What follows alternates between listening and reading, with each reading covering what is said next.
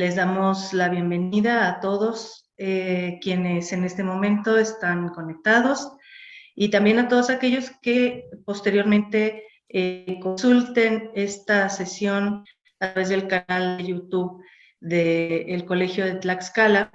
Vamos a tener el honor de que esta sesión inaugural nos acompañe el doctor Andrés María Ramírez, profesor investigador del CETMAIS aquí en el Colegio de Tlaxcala. Y este seminario, pues es, digamos, un proyecto que se rescata de actividades anteriores que anteriormente nosotros teníamos ya un seminario, digamos que en los más de 20 años de existencia que tiene el Colegio de Tlaxcala, se había llevado a cabo este seminario con diferentes formatos y quisimos ponerlo nuevamente en funciones. Habíamos dejado un poquito, en parte por la pandemia, en fin, y algunos cambios internos que vivió el colegio. Y en este momento consideramos desde la Secretaría de Investigación que era que iba a ser de gran utilidad para todos en el colegio y para los objetivos que tiene el Colegio de Tlaxcala en cuanto a aportar nuestra actividad investigativa en pos de la solución de los grandes problemas que aquejan el estado de Tlaxcala.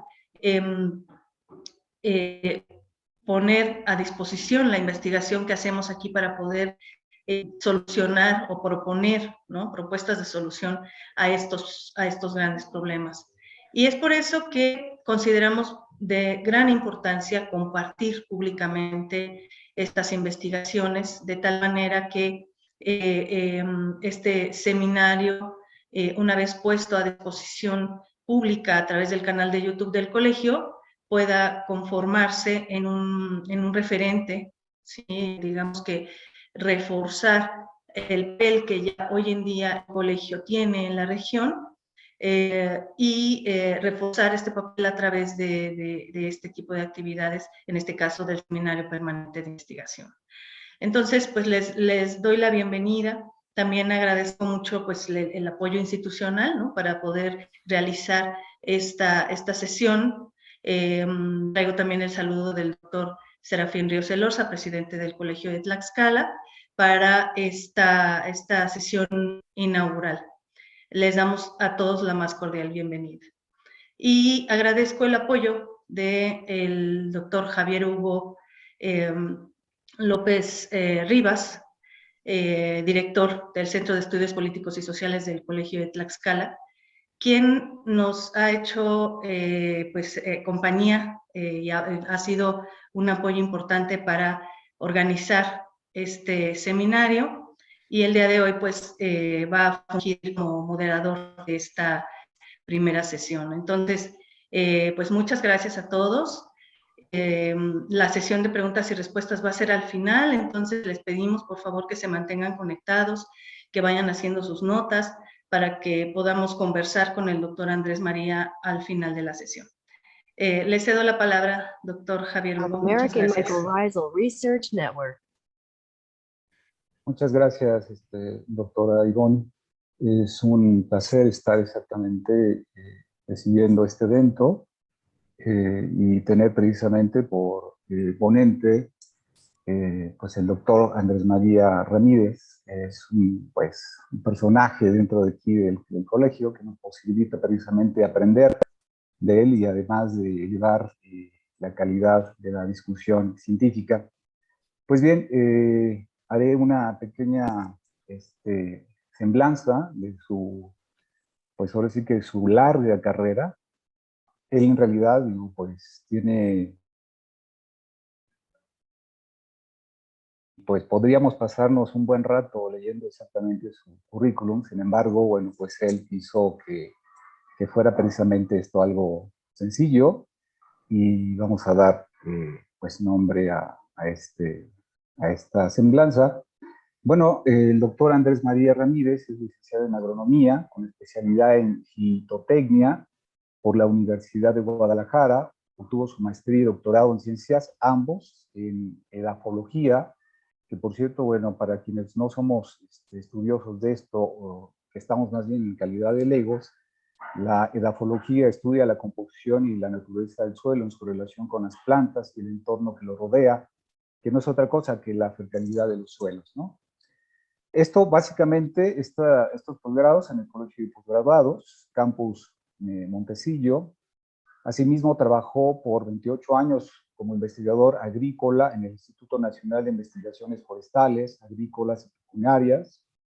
Desde 2013 es profesor investigador de tiempo completo en el Colegio de Tlaxcala, donde aborda líneas de investigación de agricultura tradicional como el maíz y el traspatio.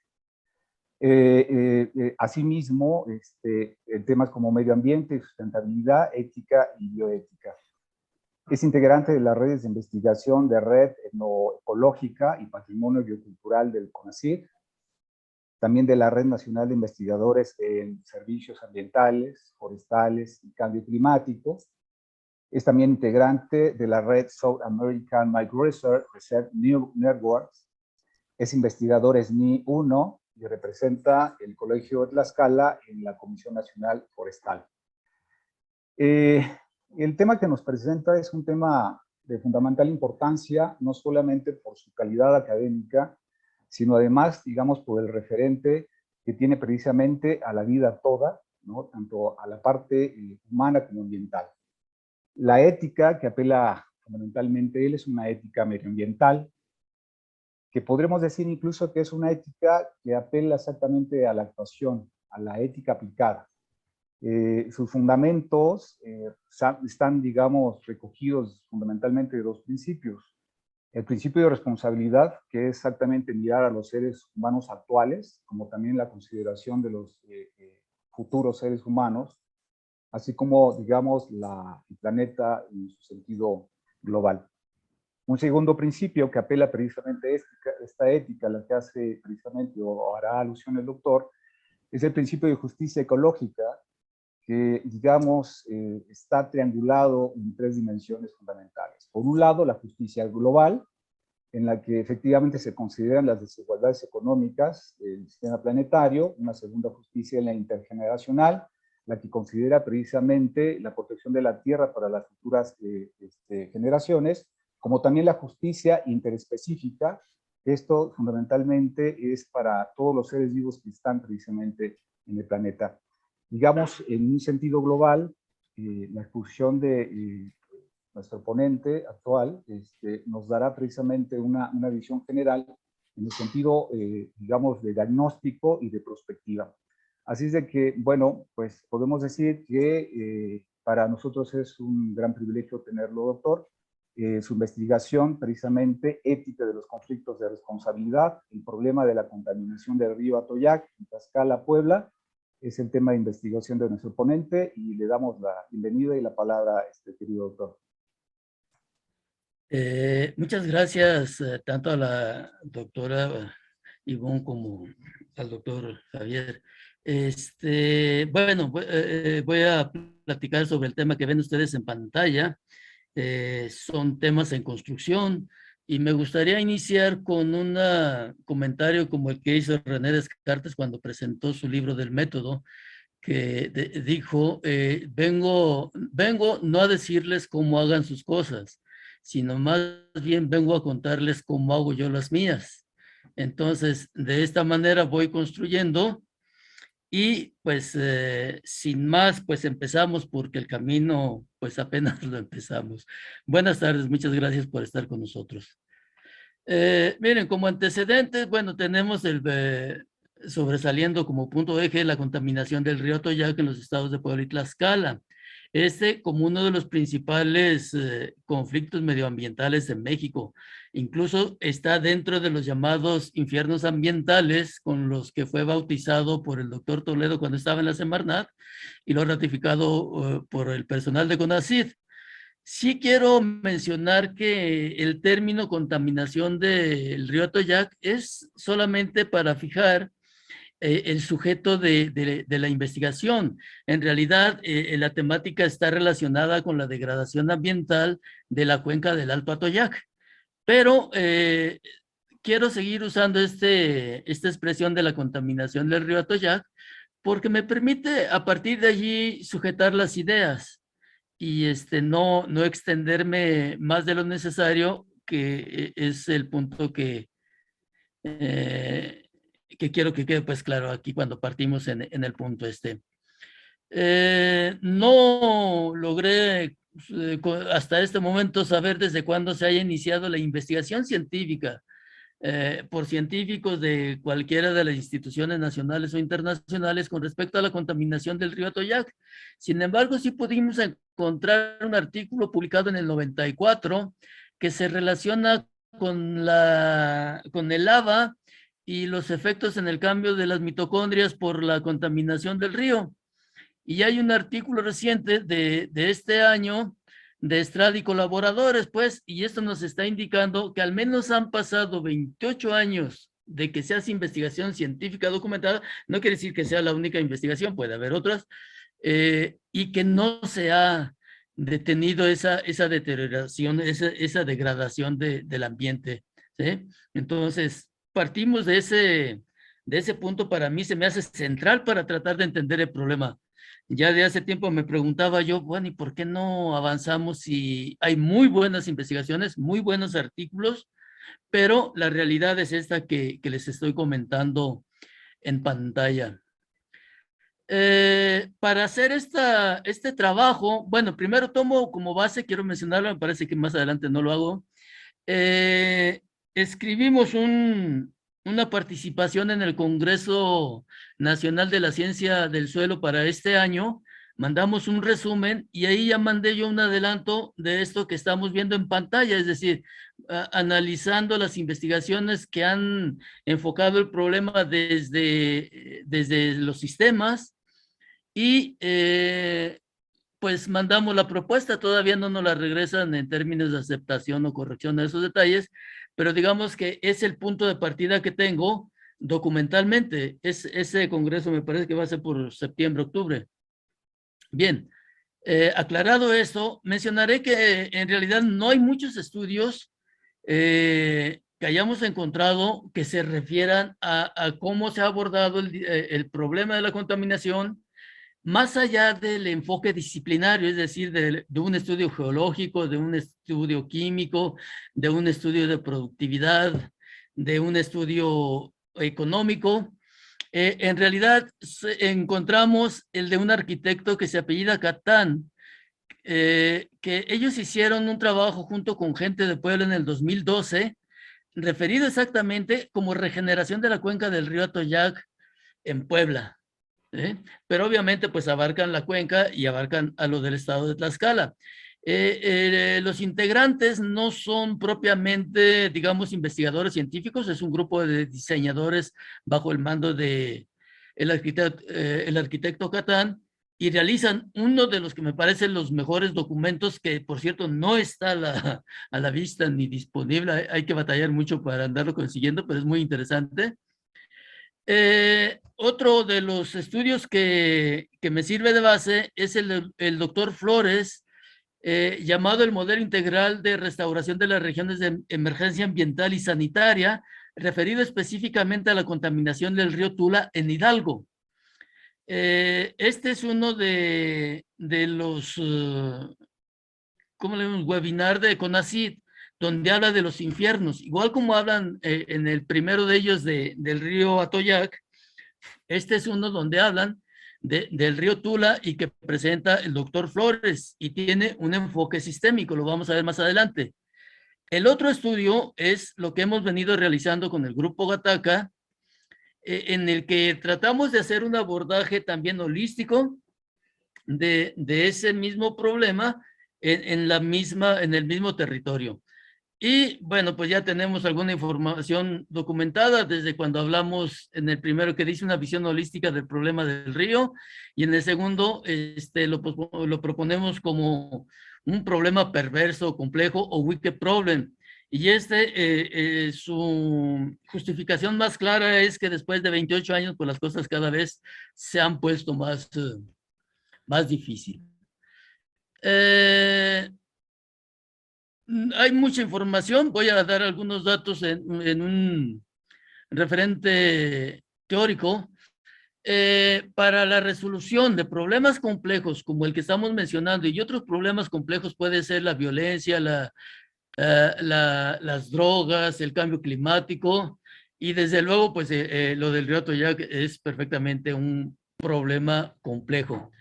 Y estos problemas, dicen estos autores que están al pie de la página, Conce y colaboradores, se asemejan a situaciones de la vida real, es decir, que no se les puede analizar solamente por alguno o dos aspectos. En realidad, el entramado entre sistemas es más completo y más complejo las relaciones. Y esto, dice, esta definición de la resolución de este tipo de problemas se alcanza, se hacen con el fin de alcanzar un estado meta deseado o la solución de un problema. En realidad no se solucionan los problemas complejos, solamente pasan en términos de que los procesos, por ejemplo, en el caso del que estamos hablando, se vayan atenuando y en varios aspectos vayan mejorando, por ejemplo, la calidad de vida, pero no tienen una solución como los problemas que solemos conocer, que les damos una respuesta científica y ya está. ¿A qué se refiere un problema complejo? Nos dice este autor que está aquí en la parte baja, dice, este se puede definir como un conflicto entre una realidad compleja y lo deseado. Lo deseado puede ser para el área que estamos hablando lo que la gente conoce de esa cuenca y de ese río hace 80 años, cuando ni se imaginaba cómo iba a estar a la vuelta del nuevo siglo y ahorita en el 22. Entonces, entre uno y otro, bueno, pues vemos cómo está. Y este problema se caracteriza por la interacción de múltiples factores y cada uno de esos factores se estudian por campos de disciplinas distintas. Hasta ahora, la educación que recibimos en México y de forma globalizada en el mundo es esta, disciplinaria. Todavía no avanzamos, aunque hay algunos países ya que están avanzando en los enfoques inter y transdisciplinario. Nosotros todavía nuestra currícula está netamente en la disciplina, en esa división cada vez más y más de las grandes áreas del conocimiento.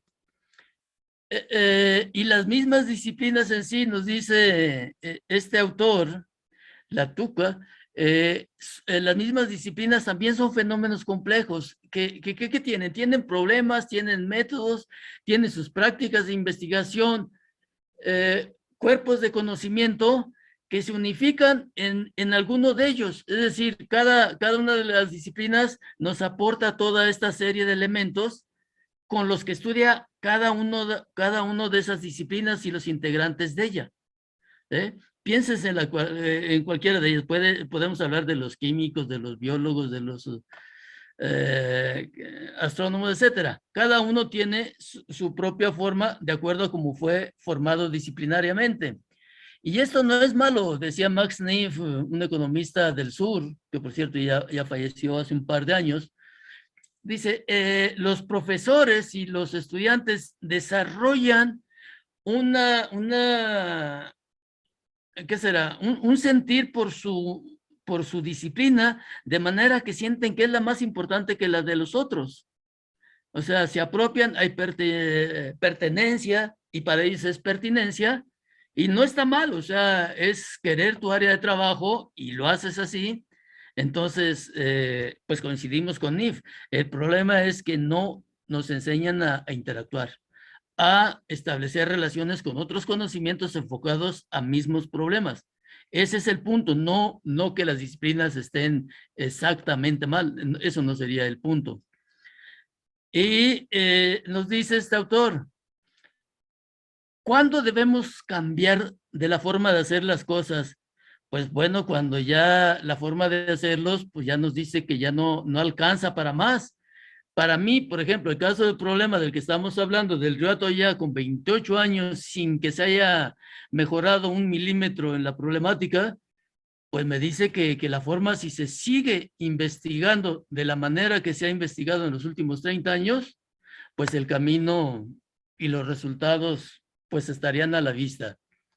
Esto lo menciono, lo repito y lo remarco porque para mí es también una de las partes que me confirma que es un problema complejo y me confirma la necesidad de hacer cosas diferentes en la investigación.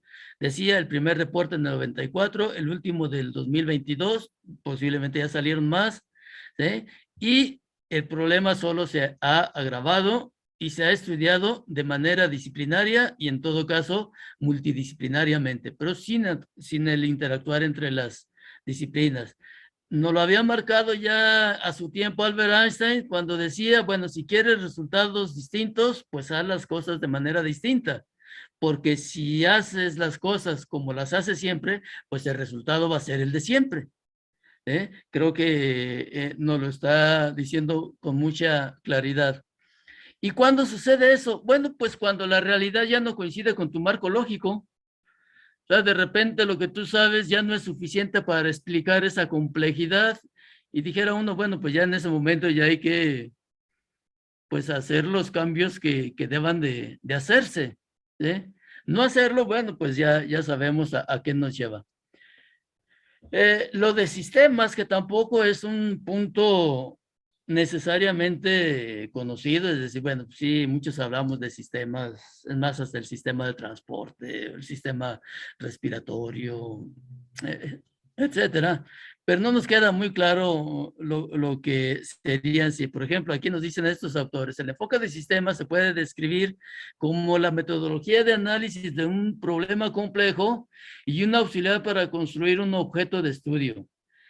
Desde distintas disciplinas, coordinando un trabajo interdisciplinario y haciendo un proceso que aparentemente, y digo aparentemente porque todavía no hay mucha claridad en qué hay después de lo transdisciplinario, pues encaminarnos a la transdisciplinariedad, que es cuando intervienen ya actores que no son, digamos, especialistas en conocimiento como seríamos los investigadores.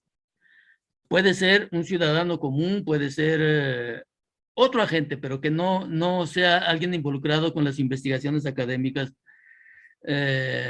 y de cualquiera de ese tipo.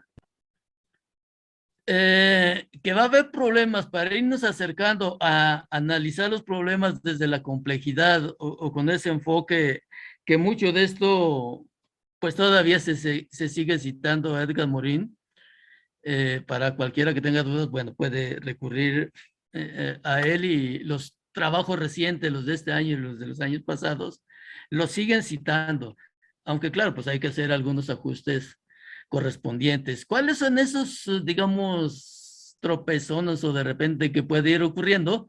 Bueno, pues nos refiere este autor, por ejemplo, que hay lo que se conoce como una investigación a martillo, el martillo de Maslow, dice, en que los científicos tienden a abordar los problemas como si fueran problemas para los métodos y conocimientos que ellos tienen. ¿Sí? Entonces, por eso es que no se pueden abordar de otra manera, porque dicen, bueno, pues yo lo que sé es esto, y desde aquí voy a abordar el problema. Y por eso a eso le llama a este autor la investigación a martillo, como el martillo de Maslow. También tenemos la circunstancia que cada vez más agresiva la política neoliberal aplicada en los países del mundo.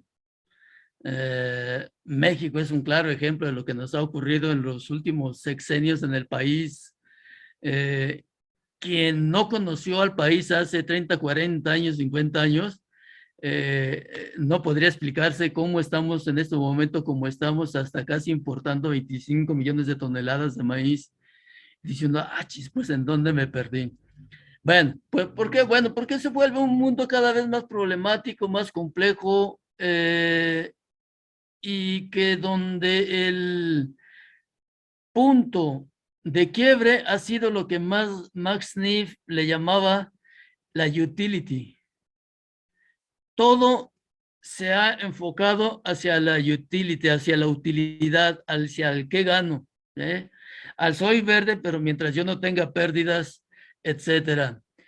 Y además, también las escuelas, dice, y los docentes, pues son los que perpetúan el modelo. ¿Y por qué lo perpetúan? Bueno, pues porque el Estado se los impone. Él les impone el tipo de educación que quiere y los centros de investigación, las escuelas, los profesores, pues tienen que seguir esas prácticas. El resultado, pues ya sabemos el tipo de educación que tenemos.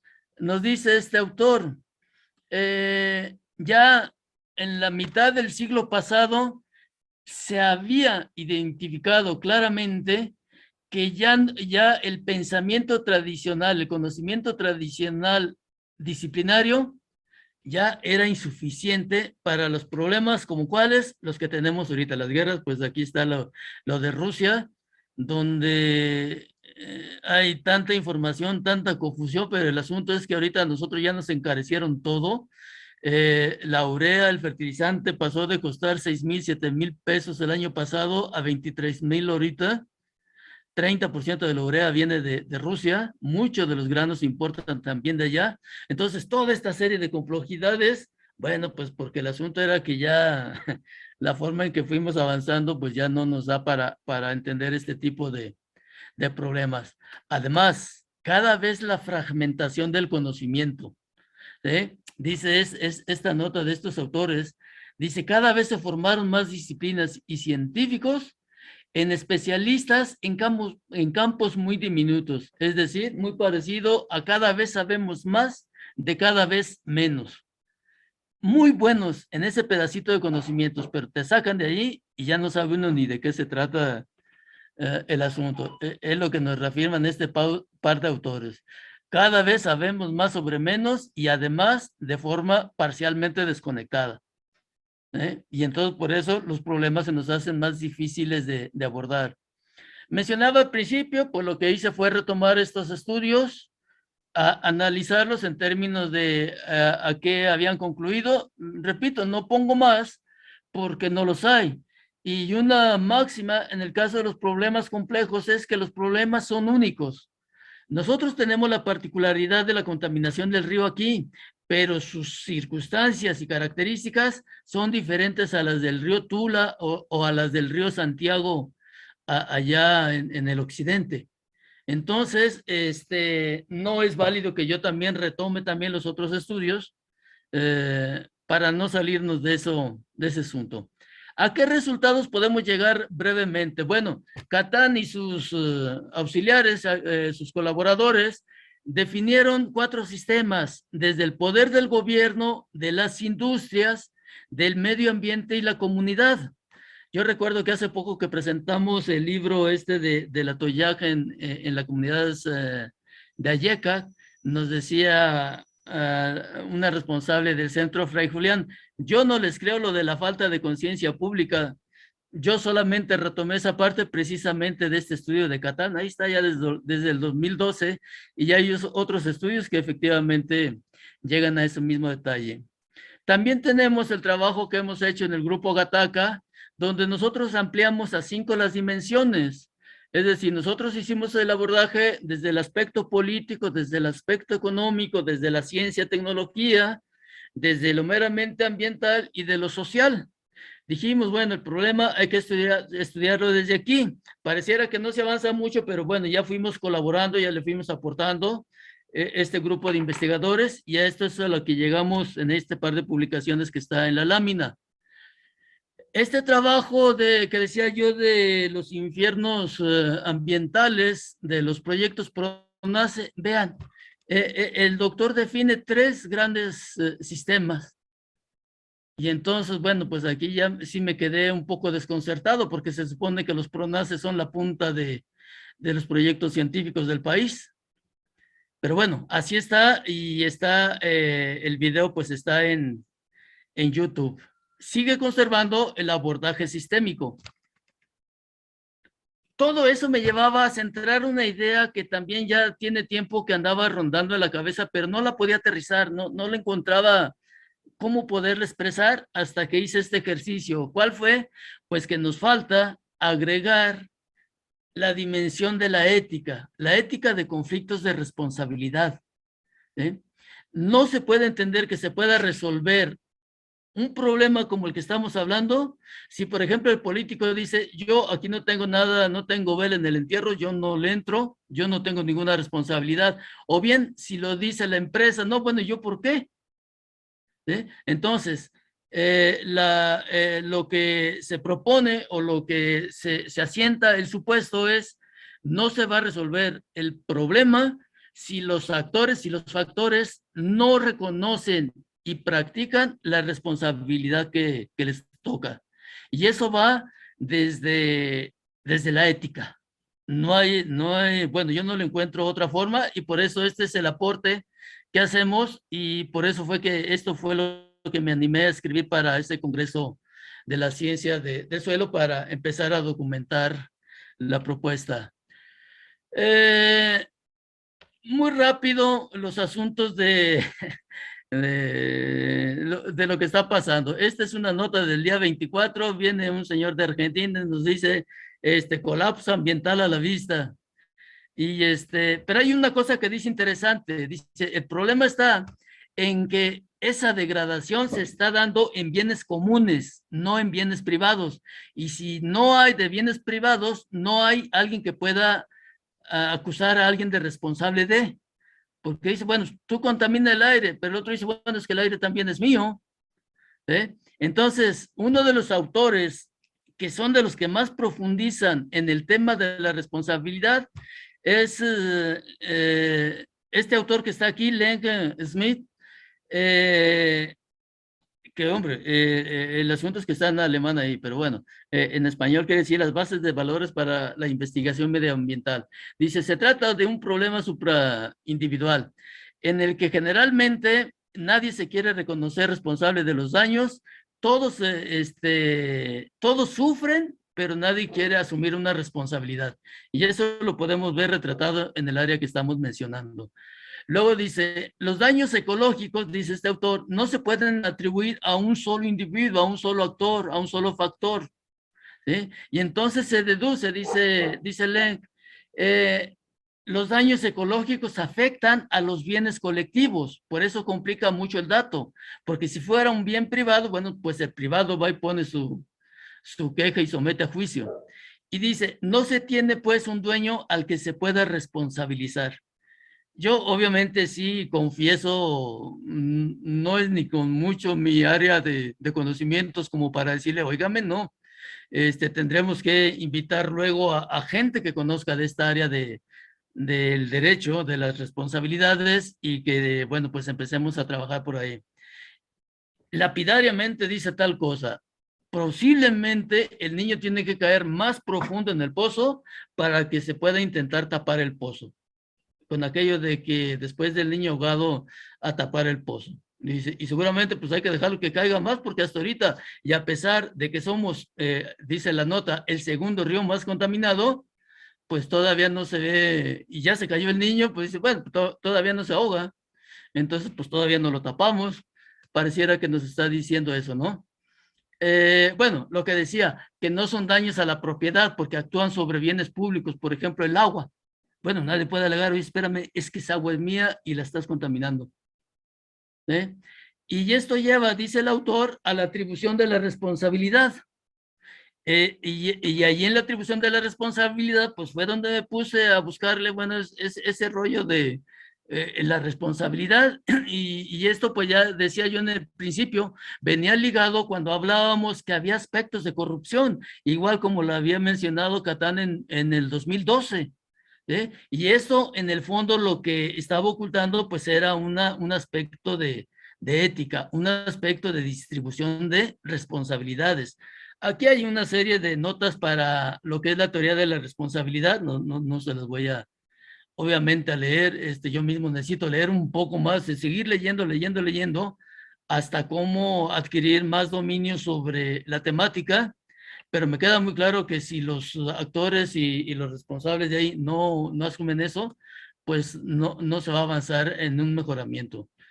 La gestión ética nos dice, este par de autores se refiere a cómo los directivos individuales se comportan dice, con integridad, ¿cómo pueden dar un ejemplo personal y cómo tratan a los demás? La gestión ética, dice, es la ética en acción. Necesitamos ética en acción.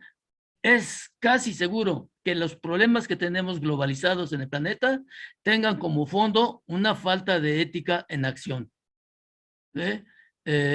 Creo que va a ser muy difícil rebatir una situación como esa. Para si se quieren documentar y seguir avanzando, pues ahí les dejo este par de citas en el frente. Yo me acerqué con el que está a la derecha de su pantalla. Es un escrito de un alemán que tradujeron la información a chino. Ya la doctora Ivonne me está tratando de auxiliar en el punto porque pues está en chino literal. Curiosamente no encontré el documento, por lo menos en alemán. Pero bueno, ahí se los dejo porque de ahí. ¿Qué podemos ir haciendo? Pues abordar los problemas como problemas complejos, con la interacción de todos los factores que intervienen en todas sus dimensiones, incluida la que estoy mencionando de la ética de la responsabilidad. Hay que promover que los investigadores interactúen entre unos y otros, porque hasta ahora se trabaja de manera disciplinaria y si bien nos va de manera multidisciplinaria, se juntan las disciplinas, pero cada quien sigue haciendo.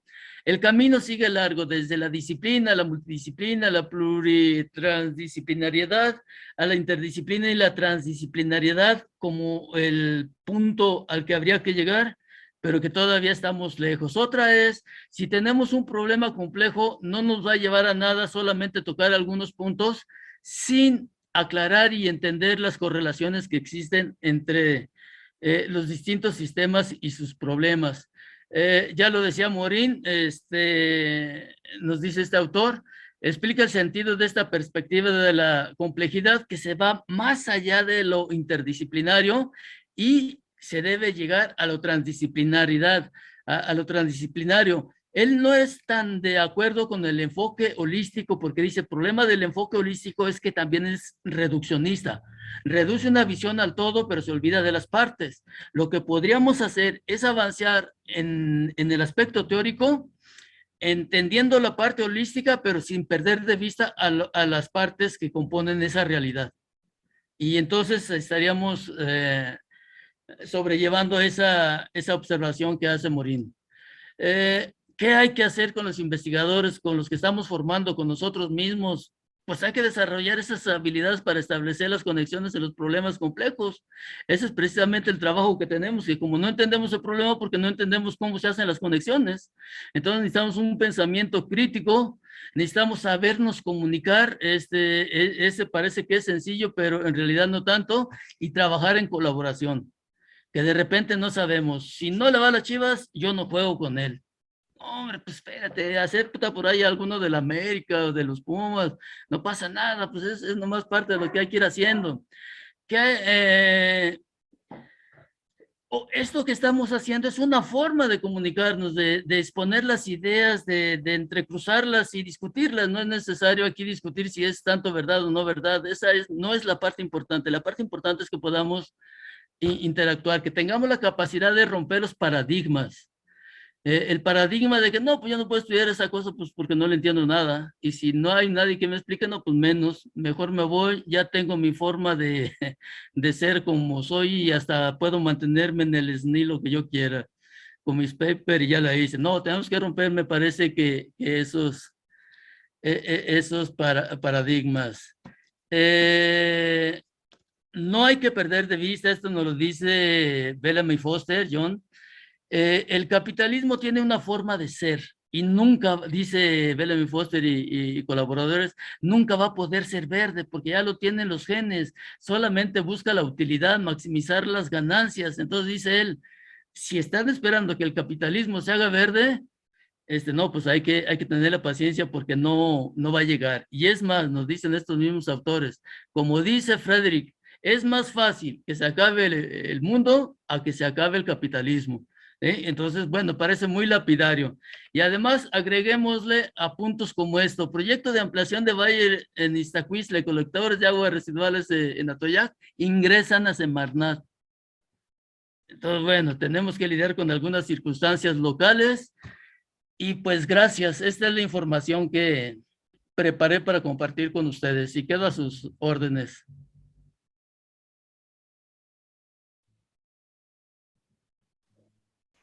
Muchas gracias, estimado doctor. La verdad es que es profusa la cantidad de cosas que nos dice precisamente acerca de esta situación. Digo, en la realidad, como bien menciona, deberíamos de estar equipados todos, absolutamente todos, sin preferencia de clase social, de referencia escolar, etcétera, como en calidad de ciudadano y humano, precisamente con una conciencia de educación ecológica. Pues agradecemos mucho su conferencia y bueno, ahí quisiéramos invitar precisamente al panel si tienen algunas interrogantes. Yo, por ejemplo, por lo mientras tengo una. Sabemos, estimado doctor, que, por ejemplo, la Agenda 2030 ha sido rebasada en mucho por la realidad tan compleja que se ha presentado, pero, por ejemplo, pienso en los objetivos de desarrollo sostenible, de qué manera, por ejemplo, estos pudieran coadyuvar al problema precisamente del río Atoyac. Bueno, yo soy de los que piensan que la Agenda 2030 no es una agenda honesta que intente ayudar a los países pobres a superar la pobreza y cosas de esas. Si nos metemos a las cifras que aportan los gobiernos acerca de cómo avanzan los indicadores, oh sorpresa, de repente no tienen información y la que tienen es bastante insuficiente para hacer análisis. Es voluntaria, nadie te obliga y sin embargo permea todos los programas de la política pública. Entonces yo le veo muy difícil, de ahí habría que empezar desde tratar de entender, explicarnos en realidad cuál es el fin de las agendas, porque la Agenda 2030 sigue la del desarrollo del milenio hacia atrás, y todas han tenido siempre el mismo fin. Para 21 acabar con la pobreza, cada vez hay más pobres. Para la 2030, por donde vamos, vamos a llegar a la Agenda 30-50 y así consecutivamente si es que llegamos. Esa es mi percepción. Por eso no creo que podamos abordarlo desde la pura agenda en sí, sino que habría que entender en realidad cuál es el propósito de esa agenda. O sea, en realidad, ¿qué es lo que quieren? ¿Qué hay atrás de la agenda? Nosotros que de eso se trata la tesis que tenemos mañana con un estudiante, es tratar de voltear la agenda, tratar de ver esos objetivos relacionados con el turismo y ver qué información tienen. Entonces, de repente, allí llegamos a la conclusión de que no, pues sigue la agenda 30-50 porque esta ya no dio para más. Esa es mi percepción, doctor. Sí, incluso en esa misma línea, Doc, por ejemplo, tenemos las diferentes COP, ¿no? Que se han celebrado desde años atrás. De alguna manera estas COP van adicionando efectivamente y generando, digamos, nuevas alternativas y, digamos, nueva información respecto al problema ecológico, respecto al medio ambiente. En este mismo sentido, por ejemplo, la COP26 también es, digamos, propositiva para este mismo problema al que cita en su conferencia. Mire, yo creo que hay que regresarnos un poquito. O sea, yo lo que les he platicado, por eso me gusta el tema del Atoyac, porque ya tengo tiempo de preguntándome varias cosas. La más clara para mí era, ¿por qué ha pasado tanto tiempo? ¿Por qué hay tan buenas investigaciones y sin embargo no se resuelve nada en términos de gravedad del problema? Entonces, algo estaba ocurriendo. Ya había pensado yo en términos de la agricultura, que es mi formación natural. Desde que yo empecé en mis primeros días de agrónomo en el campo, los problemas de hoy en día solo son más graves. Y me dije, bueno, pues ya se va a acabar mi vida útil de investigador y ¿dónde quedó mi aportación? Si cada vez las cosas están peor. Entonces dije, es que no estamos abordando bien el problema, no lo estamos entendiendo y si no lo entiendo, no lo puedo trabajar. A trabajar de manera que sea útil hacia la sociedad que quiera abordar ese problema. A lo mejor para mí sí puede ser provechoso, porque pues hay un montón de papers y todo ese rollo, y llego al SNI 15, etcétera, y fui exitoso, pero en realidad todo lo de allá quedó más mal. Me da la impresión que mejor habría que detenernos en esa parte de tratar de entender el origen de la complejidad de los problemas. Y para mí sí queda claro, ya el conocimiento disciplinar ya es insuficiente. Solo va a ser útil y va a ser valioso cuando logre integrarse con los demás. Eso es lo que me está dejando a mí la experiencia de las últimas lecturas de los últimos meses y de los últimos años. Bien, doctor, muchas gracias. José León nos dice buenas tardes. Colanger y los colaboradores en 2015 mencionan que el enfoque de sistema socioecológico debe llevarse a la práctica, generar datos, productos aplicados de seguimiento, análisis y acción. Hace la siguiente interrogante. ¿Usted considera que este enfoque sistémico y su ejercicio interdisciplinar se está quedando en el escritorio? En parte sí, incluso hay varias citas que mencionan la decepción en la interdisciplina. Y dicen, bueno, si esto no han podido avanzar, aquí la UAT en Tlaxcala tiene un departamento interdisciplinario. Y yo me acabo de enterar el otro día que vinieron aquí al colegio a platicar y decir, ay, ¿y dónde estaban cuando yo los estaba necesitando? Entonces, hay un autor que dice, bueno, ojalá que la transdisciplinariedad no nos decepcione como la interdisciplinariedad.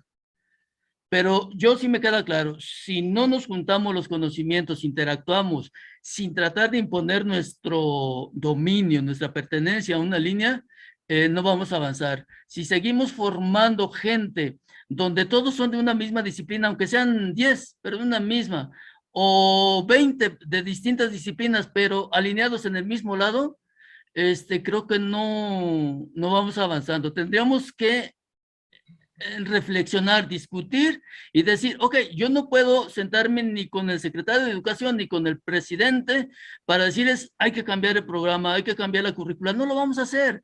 Entonces, usemos la inteligencia para proponer estrategias desde cómo estamos, cómo le puedo hacer.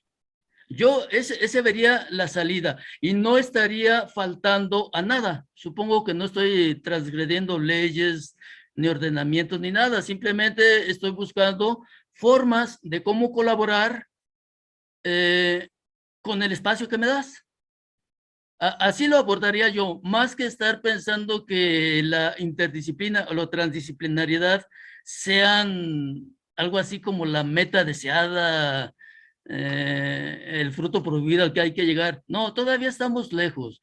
Creo que todavía tenemos como muchas, no sé cómo decirlo, pero muchas lagunas en la discusión.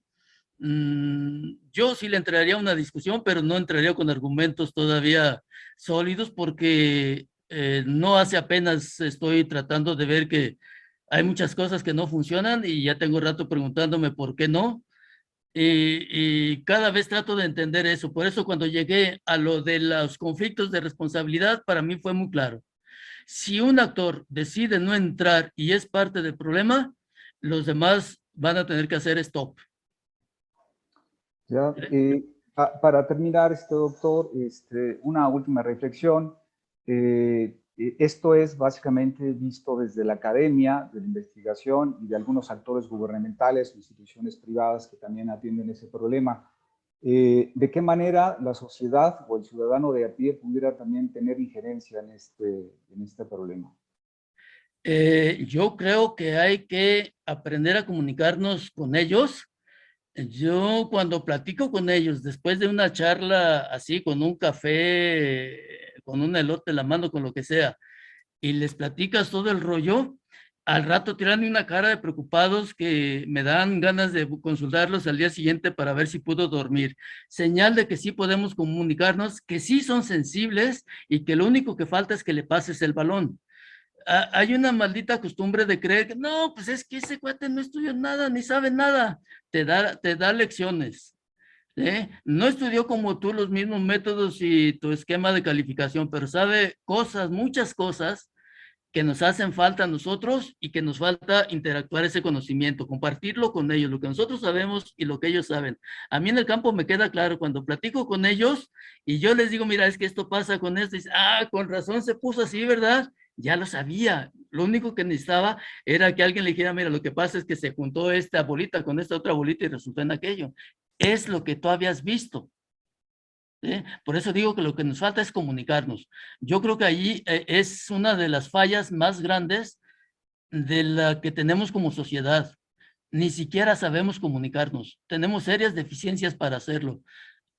Cada uno institucionalmente y en muchas formas. Es decir, hay que trabajar de muchas formas, pero urge un contacto con la sociedad. A final de cuentas, nosotros formamos parte de las sociedades y lo que se está cargando el payaso es el hábitat donde están esas sociedades.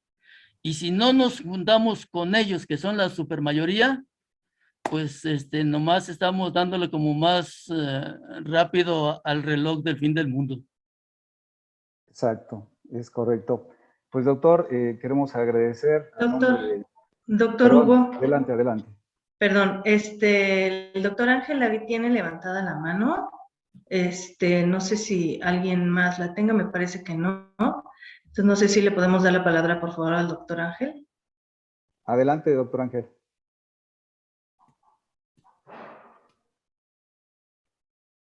Bueno, sí, gracias, Hugo. Bueno, rápidamente felicitar al doctor Andrés por la charla provocadora que nos acaba de impartir. Y quizá comentarle, doctor Andrés, que digamos, tengo la impresión que digamos, o sea, que se requiere justo, ¿no? Coincido en que queremos o tenemos que dejar de ver, ¿no? De manera monodisciplinar el problema y apostar a la transdisciplina. Desde mi punto de vista, yo creo que hacer eso implicaría trascender a nuestra disciplina, a la academia y situarnos quizá en la vida real, ¿no? Es decir, tratar de ir a donde está el problema, y seguramente ahí se ve el problema de manera diferente que como se ve desde la escuela, ¿no? Creo que hemos estado intentando a través de varios momentos hacer esos ejercicios, ¿no? De tratar de problematizar desde el lugar, ¿no? Y con los actores, ¿no? Que están viviendo la problemática en el día a día, ¿no?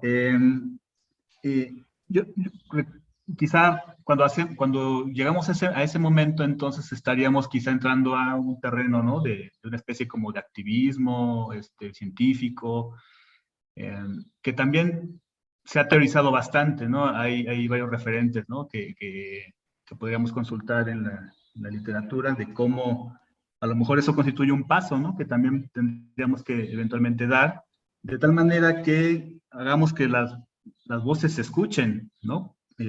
Porque seguramente si lo dice el académico, si lo dice el político, la gente lo escucha, pero si lo dice el de a pie, lo que decía hace rato Hugo, pues quién sabe si se escucha, ¿no? Entonces, a lo mejor caminar con esa gente, ¿no? Alzar la voz con esa gente, quizá también venga bien, ¿no? En esta propuesta de cómo hacemos la transdisciplina. Y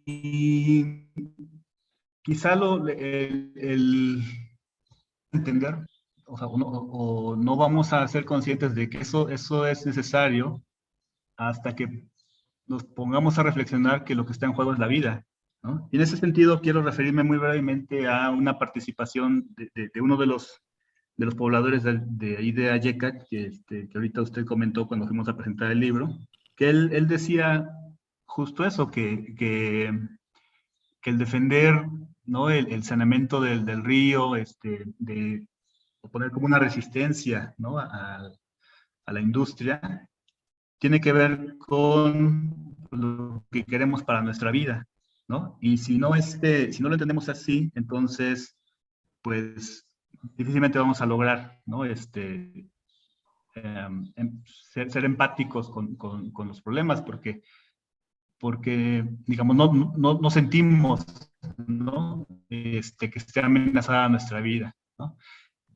A mí la verdad es que me llamó mucho la atención esa intervención, y después le pregunté a alguien de ahí de la comunidad que quién era esa persona. Y justo Wilfrido me parece que anda por ahí, ¿no? Me decía que, pues que es un señor que tuvo cáncer, ¿no? Que él originalmente se dedicaba a vender también agroquímicos, ¿no? Y que pues justo hasta que sintió su vida, ¿no? En peligro, fue que adoptó digamos, esa postura, ¿no? De un activismo, de una protesta enérgica, ¿no? Entonces creo que para finalizar, yo pensaría que, digamos, que si nos mentalizamos en que lo que está detrás de esa problemática es la vida, entonces a lo mejor pues es más fácil, ¿no? Tratar de encontrar esa solución, ¿no? A esos problemas complejos y perversos. Gracias. Bueno, empezaré haciendo un comentario para cómo me ayuda a interpretar a ese mundo del que estamos hablando. Tuve la suerte desde que entré a lo que en aquel tiempo se llamaba el INIA, el Instituto Nacional de Investigaciones Agrícolas, que en vez de parar en un campo experimental, fui a parar a un territorio, Huamantla, y donde en vez de hacer experimentos en el campo experimental, pues hacía mis experimentos con la gente. Entonces, pues todo eso me llevaba a interactuar con ellos, a ver sus propias realidades, a comernos los frijoles abajo del arbolito. Y eso te da otra visión de repente que no lo lograron, creo, mis compañeros que estaban en los campos experimentales y pues mucho menos los que estaban en la oficina. Entonces, pienso que esa parte me ha ayudado mucho, pues, porque es un mundo, el de interactuar, que no me es ajeno. En lo que mencionas en términos de vida, este par de filósofos que mencioné en la presentación, Jonas y Lenk, hablan de que nosotros necesitamos entender y abordar esta problemática de la misma manera como abordamos, por ejemplo, la educación con nuestros hijos, con nuestros niños. Cuando uno educa a sus hijos, a sus niños, no los educas para explotarlos de grande, los educas para dotarlos de elementos para que ellos se enfrenten una vida, sin meter un contrato de, bueno, pues fírmale aquí que me vas a regresar lo que estamos invirtiendo. Igualito deberíamos de hacer con el planeta, invertir, no importa que no vayas a ver tú los frutos, que no vayas a ver el árbol, el río limpio, sino que alguien que sea o no sea de tu familia pueda llegar a disponer de eso que nosotros todavía lo tenemos a la vista. Entonces, los abordajes creo que tendríamos que partirlo desde allí. No pensar en la vida personal, no, pues si como sabritas me va a dar cáncer. Mejor pensemos, bueno, ya no puedo tirar las sabritas, ahí están en todos lados, hasta a veces sospecho que cuando voy a misa en vez de hostia me dan una sabrita. Pensemos mejor en qué podemos hacer para los que vengan, todavía puedan hacer algo que estén mejor. Entonces, creo que así deberíamos de ser también desde el enfoque de la investigación. ¿Sí? No hacer a cortoplacistas, es decir, ¿en cuánto me lo resuelves? ¿En 1, 2 años, 3 años, 4 años? No le ponga número. Si tiene casi 50 años que se lo está cargando el payaso, pues deme por lo menos un tiempecillo para ver si podemos acomodar las piezas y que las podamos trabajar. Me parece que uno de los principales obstáculos podemos ser nosotros mismos. Nuestra resistencia a cambiar, a decir, ahora este güey piensa que es mejor que yo, que sabe más que yo. No, habría que tener humildad, decir, bueno, pues está bien, o sea, si es para sumar, pues sumemos. Doctor Andrés, sí.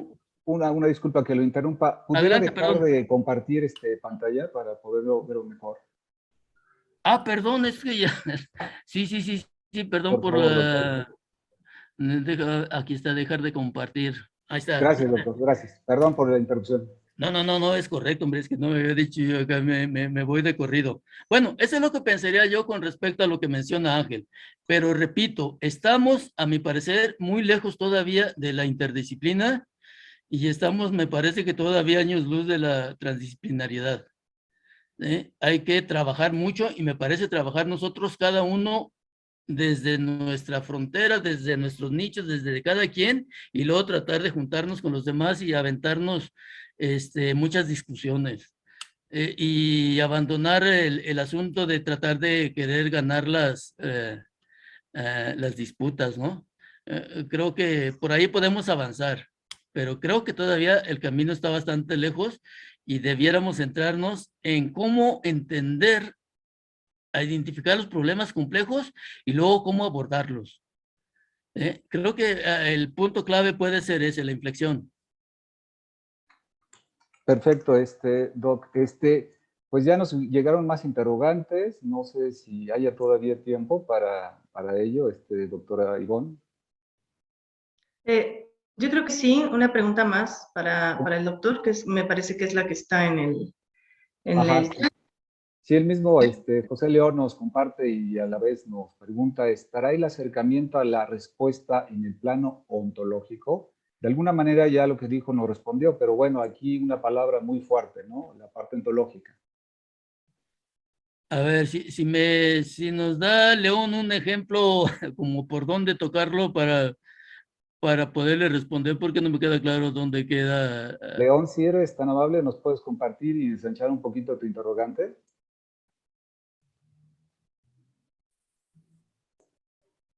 Bueno, y aprovecho para saludarlo. Claro, claro, Doc.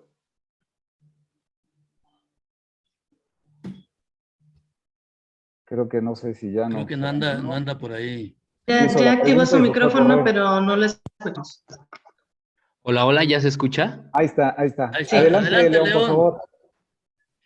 Y siguiendo pues la línea que comentaba sobre la vida del el doctor Ángel David, y después el doctor Andrés María sobre también pues la posibilidad de pensar en las futuras generaciones, y un tanto relacionado pues con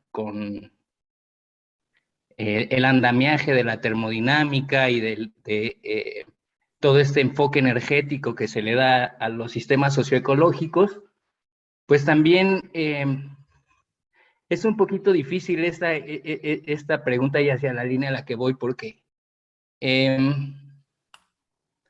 habrá la posibilidad de no solo representar esos ciclos de vida como de vida y muerte. Evidentemente pasamos a unirnos al ecosistema, nos degradamos, pero creo que también la conciencia de que nosotros mismos podemos regresar al sistema nos daría la puerta a ver otros caminos que a final de cuentas pensar en otras generaciones no nos ha funcionado mucho. Creo que sigue existiendo un fuerte egoísmo en la parte en cómo nos relacionamos con la tierra y con los demás, en el cual considero que también pues esa apertura, ¿no? a tal vez una dimensión ontológica pudiera abrirnos el camino a entender esta complejidad y abrazarla, y lo digo en forma académica, y pues poder tal vez vislumbrar otros caminos. Como lo mencioné en una parte de la presentación, nosotros hemos tenido una visión antropogénica desde los griegos y no la hemos soltado. Esa visión de poner al hombre en el centro sobre todo lo demás es mayormente responsable de lo que estamos pasando. Y por eso mencionaba que era necesario que empecemos a romper esos paradigmas. A quitar el título de la pared del rey de la creación. ¿Sí? Si no nos reconocemos como parte del ecosistema, como parte de la naturaleza, pues no vamos a avanzar más allá como personas.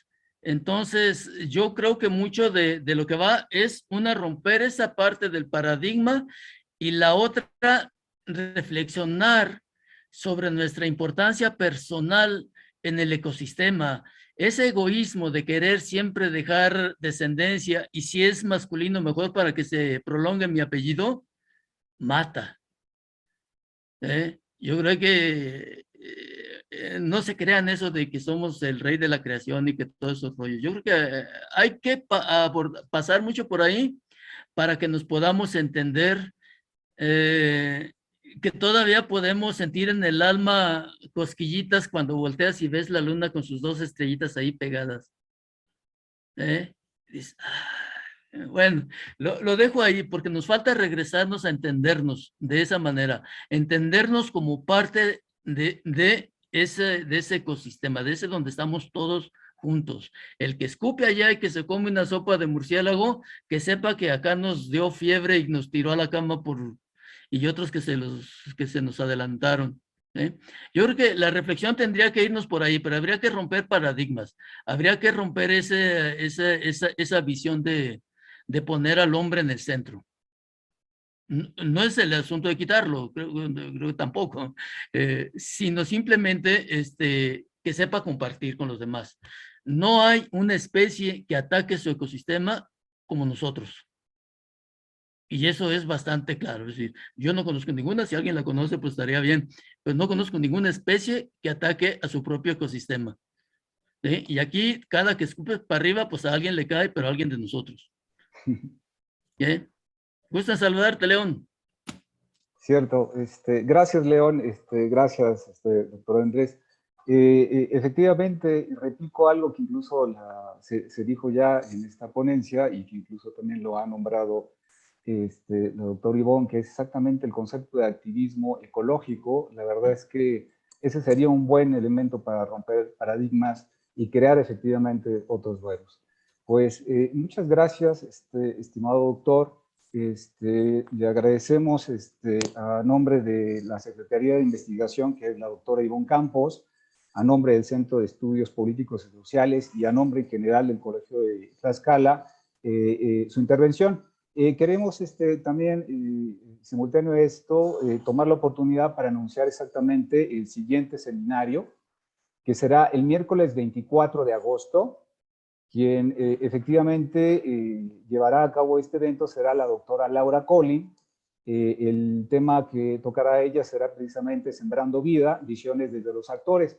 Entonces hacemos una extensa invitación a todos los doctores, a toda la comunidad COTLAX, y pues les agradecemos a nombre precisamente del Centro de Estudios Políticos Sociales. Y pues muchas gracias, doctor, excelente ponencia. Gracias, doctores, que tengan muy buena tarde y noche.